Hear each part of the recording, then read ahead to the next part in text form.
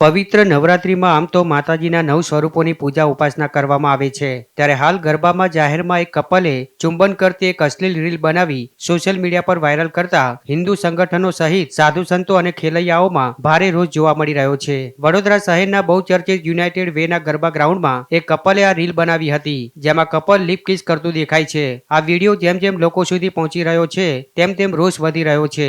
સાથે જ યુનાઇટેડ વેના આયોજકો સામે કડક કાર્યવાહી કરવાની માંગ ઉઠી છે. વિડીયોમાં જોઈ શકાય છે કે એક યુવક યુવતીને પહેલા લિપ કિસ કરે છે અને પછી ઊંચકીને ફરી એક વખત કિસ કરે છે. ત્યારે ગરબાના માહોલમાં કપલની શરમજનક હરકતથી ખેલૈયાઓમાં રોષ જોવા મળી રહ્યો છે.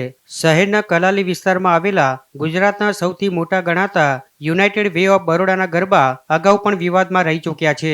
આ વર્ષે સતત બીજા વર્ષે પહેલા નોરતે કાદવ કિચડને કારણે ખેલૈયાઓ હેરાન થયા હતા. ત્યારે હવે આ અશ્લીલ હરકત મામલે સંત જ્યોતિર્નાથ બાપુનું નિવેદન પણ સામે આવ્યું છે, જેમાં તેમણે ગરબામાં થયેલી આ હરકતને ખૂબ જ દુઃખદ ગણાવી છે. સાથે જ સંચાલકો અને સિક્યુરિટી શું કરે છે તેને લઈને સવાલો ઉઠાવ્યા છે. પાશ્ચાત્ય સંસ્કૃતિના અનુકરણમાં આપણી સંસ્કૃતિનો નાશ થાય તે ક્યારેય કબૂલ નથી તેમ જણાવ્યું હતું.